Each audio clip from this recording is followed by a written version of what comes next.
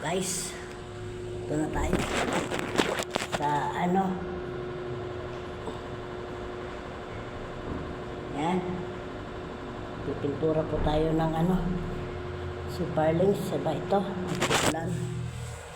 Tubular ba ito? Si Parlings. Pangalan nito guys? Si Parlings. Si Parlings po. Yan. Ito po ay ano. Pakyaw ko ito. Pakyaw. Pakyaw. Yan. Mag-exercise man tayo dito sa ano. Tawag nila dito. Sa ano na ito. Dito po kasi ako sa ano eh.